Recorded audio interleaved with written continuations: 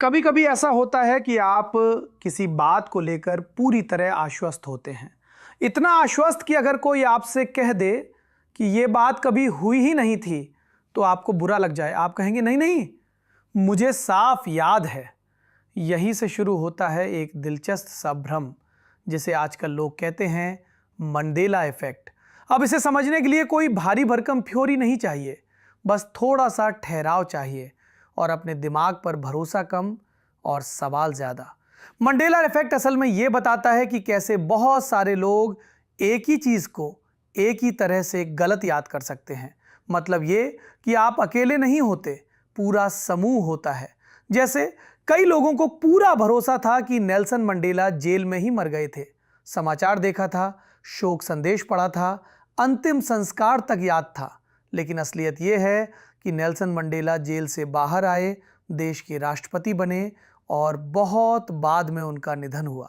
तो सवाल उठता है, इतने सारे लोग एक ही बात को इतने भरोसे के साथ गलत कैसे याद कर सकते हैं? यहीं से बात दिलचस्प हो जाती है।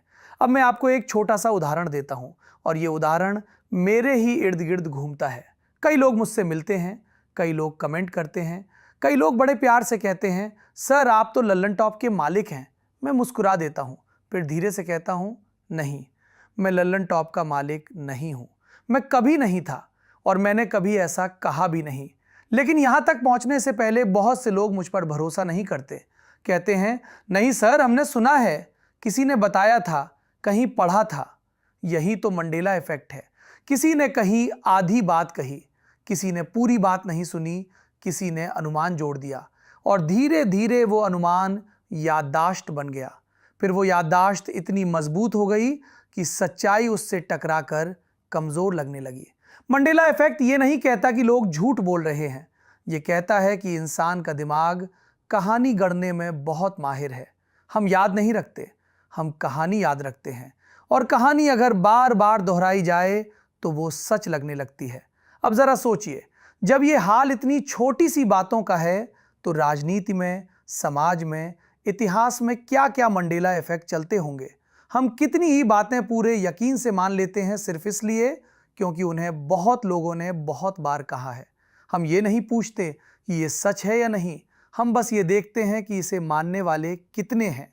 यहीं से भीड़ की राय सच का रूप लेने लगती है। मंडेला इफेक्ट हमें ये नहीं सिखाता कि किस पर भरोसा करें, ये हमें यह सिखाता है कि किस पर आंख बंद करके भरोसा न करें, खासकर अपनी ही याददाश्त पर।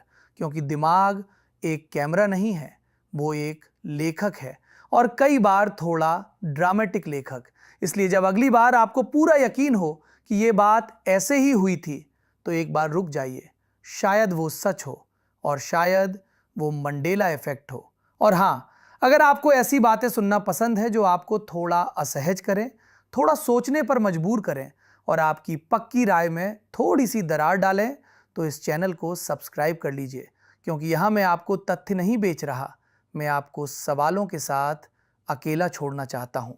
बाकी सच और भ्रम के बीच की ये बातचीत यहीं नहीं रुकेगी, मिलते रहेंगे।